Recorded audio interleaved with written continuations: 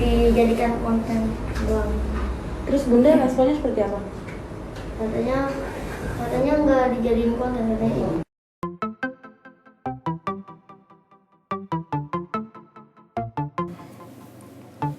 Halo pemirsa INRP 93. Ada kabar mengejutkan datang dari dunia per-YouTubean nasional. Kabar ini bermula ketika Lembaga Bantuan Hukum Keadilan atau LBH Keadilan Sabtu sore 6 Februari 2001 menggelar jumpa pers bersama seorang bocah bernama Muhammad Putra, penjual cilok yang sempat viral tahun lalu, yang kemudian disebut telah diangkat anak oleh pasangan selebritis Anang Hermansyah dan Ashanty. Gue sendiri sebenarnya nggak tahu dan nggak paham siapa Putra ini saat membaca sebuah judul berita online yang gue terima.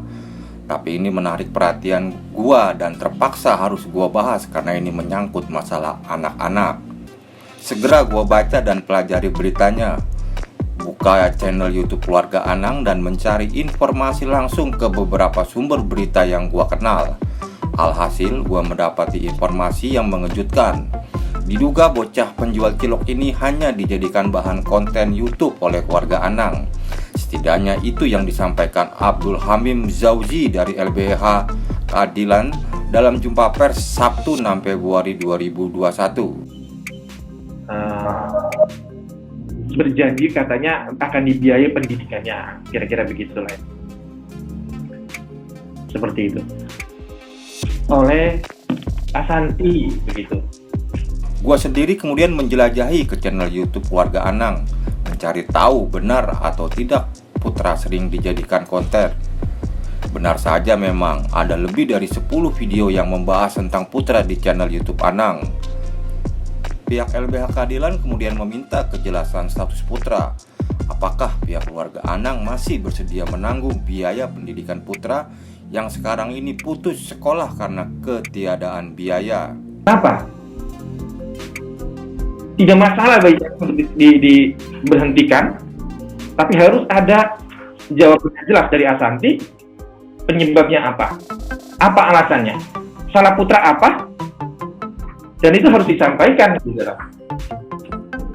tidak hanya menyampaikan bahwa ini kebijakan kami kemudian selesai. Itu kekecewaan saya sebenarnya melihat perkembangan Putra selama ini begitu.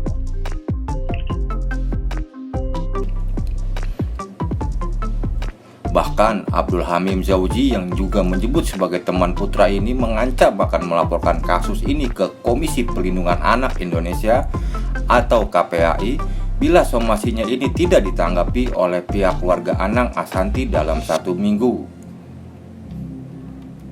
Kami memperkirakan 1 minggu adalah waktu yang cukup ya untuk Ashanty memberikan klarifikasi dan mengurus status Putra pokoknya itu.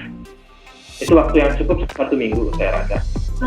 Jadi kalau memang ini tidak juga dipenuhi, bisa saja kita menyampaikan ke KPAI begitu. Karena ada hak pendidikan yang dilanggar.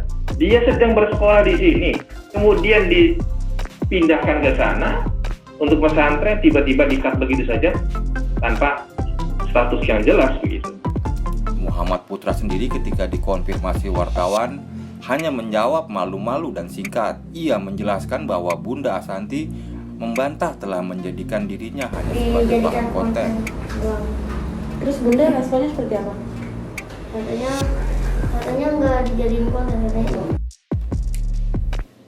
Pemirsa INRP, Anang Hermansyah yang gue tahu adalah seorang yang sangat religius. Gue percaya dia dan istrinya Ashanty tidak serta-merta mengkomersialisasikan seorang bocah hanya untuk kepentingan pribadi semata. Dugaan gue dan prasangka baik gue ini hanya miskomunikasi saja dan pasti bisa diselesaikan dengan baik-baik dan terhormat. Pihak Anang sendiri hingga video ini dibuat belum memberikan tanggapan. Bisa jadi keluarganya lagi pada sibuk mempersiapkan pernikahan putri pertama mereka. Jadi sedikit abai dengan masalah ini. Kita tunggu saja penjelasannya.